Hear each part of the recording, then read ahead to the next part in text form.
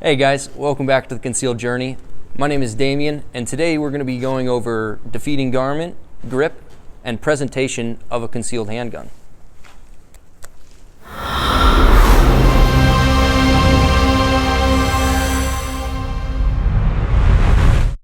So first of all, most important thing, this is what I do for a living, and that's defeat garment, okay? So we're going to get a heavy and solid purchase, good grip on our clothing. Now, most people have 4 seasons wherever they live, so your clothing is going to change. Right now I'm wearing a t-shirt, a long sleeve, and a hoodie, right? So if you can, try to only have one piece of clothing in between you and your gun. One of the most things that's important is, now if you've got a zipper jacket and you've got the sides open, you need to get that side of the jacket out of the way first before you lift your other garment to get to the gun. Now here, typically, I grab right over top of the gun, right at the waistline. I don't, depending on the length of some shirts, like, if I'm going to the gym, I typically like to wear a tighter fitting shirt, so that one's gonna be a little bit higher up. Now, an argument can be made that while you're wearing multiple layers, it's good to get low so that you can get both sets of your layers. You can get both, right? I grab just at the top of my gun, right here at the waistline.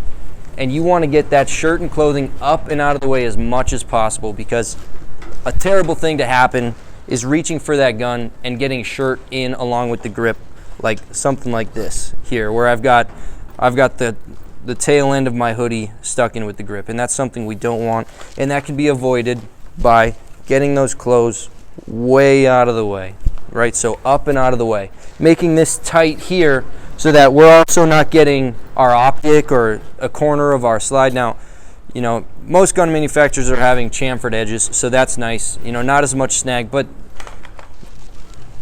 the reality of it is that there are edges on these firearms, and they could potentially get hooked on things. So you want to get that up and out of the way and keeping this tight so that there is less of a snag potential. Now, as the garment's out of the way, so number 1, defeat garment. Right? And then we're going to work on the purchase that we make on the handgun while it's still in the holster. Getting deep into the gun with a high Tang grip. This is the Tang of the gun here, like the old space drink with the orangutan. This is the Tang.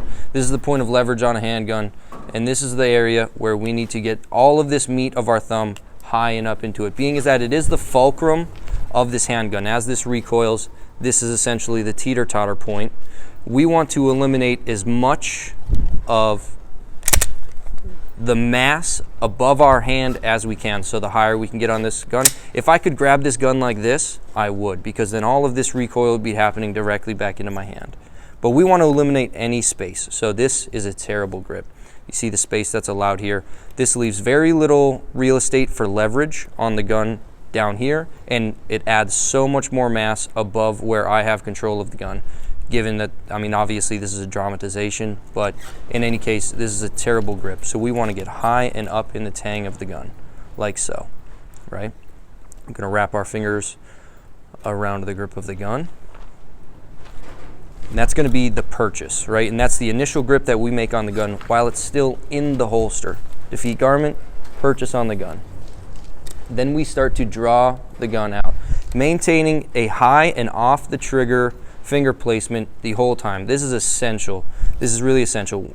Dealing with new shooters especially, and even unfortunately some folks that aren't new to shooting, trigger finger discipline is something I think needs to unfortunately be discussed, and it needs to be readdressed so commonly. The proper finger placement is high and off of the trigger, as much on the slide as you can be. I think this is getting to be a little sarcastic, right? To maybe just prove a point to somebody, but high and off the trigger. Now, on this frame, there's a nice knurled area here, which is a great index for finger placement. Awesome. So that needs to be the case while we get the purchase on the gun. As we're pulling this gun out of the holster, we want to make sure that our finger isn't even getting close to this trigger guard. That's where NDs and accidents really happen. Defeat garment, purchase on the handgun. Good solid grip right away, because we're not going to take time later to fix this again before we present our handgun. Defeat garment, purchase, great. As soon as we clear the holster, the intention is to level the gun parallel with the ground, because in a given situation where maybe this threat is face to face with you, where he's going to be nose to nose, you need to turn this gun, and if at this point in time you need to start shooting here and now, you certainly can. And I mean, even if the target is this 3 to 5 yards away that we are from this target right now, you level that gun out, and the idea behind it is that if you had to start shooting at this point in time, this would be point shooting, obviously, from the hip, totally, but you can start getting rounds toward the threat immediately. So after you clear this holster, we're going to level out the gun. We're going to parallel this with the ground. Next comes between the holster and the belly button. We're going to mate our support hand in an ideal situation. We're going to mate our support hand with this gun. And there are a lot of different theories, a lot of different subscriptions on what the support hand is supposed to do. Most important thing for the support hand to do is actually going to be filling in all of this blank area, because I mean, I'm no physicist, but I do know that energy takes the path of least resistance. So what we want to do is make sure we are going to fill in as much of this blank unsupported area as possible with our support hand. And that's going to be a grip looking somewhat like this. So all of this area is totally filled in with my support hand. Now, like I'd mentioned earlier, on the right side of the frame is a knurled area, which is a great index for our trigger finger. We have that mirrored on the left side as well. So I'm a right-handed shooter, so my left hand is my support hand, and that's where my thumb is going to be placed. Your thumb can go higher. You see some guys with a really high support thumb grip, and that's fine as well. Either way, this has a nice already built-in feature for me to do that. And you'll see going forward, there's so many, the popularity of this accelerator cut or ledge or whatever is being placed on so many more handguns day by day. The other thing to keep in mind is where our other 4 fingers go mating in behind with our shooter hand, and how convenient that there are already some grooves placed there for us to get a nice grip on. And I wrap my index finger around the trigger guard here, and I lock that in just like so. Let's see if we can get that. So that's what that looks like from the right side with my support hand. Now on the left side, I'm filling in all of this blank area. And I have noticed in some shooting situations that I will end up riding the slide catch. So that'll either mean I'm driving too far down on it and it won't lock to the rear on the last shot fired like so, because I'm pressing down on this with the meat of my thumb. Or maybe I'm pushing up on it, and you can notice that some slides keep locking to the rear after one shot fired, and that's because you're just riding that a little too high. There is a neat aftermarket piece that you can add, which actually raises up your slide catch up into the slide a little bit more to give you a little bit more of that real estate if you're getting a really high support hand grip. But in this case, I don't typically have issues with that, but it's something to keep in mind if you start getting too high. You can notice some failures from that. So that's what's going to be our support hand grip. And that comes in when we actually mate our support hand with the sidearm after leveling the gun out. From clearing the gun, clearing the holster, leveling out, we're going to mate our support hand with that gun. And from the belly button to our shoulders and nipple line, we're going to be pressing the gun out as well as bring the gun up. So it's going to look like a vertical line from here in retention to here. And it's somewhat of a diagonal line, so that gun is moving forward as well as rising simultaneously. And the whole time, this gun is level to the ground. So if at any point in time I need to start shooting, obviously it's going to be point shooting, but we're getting rounds downrange toward the threat as best as possible.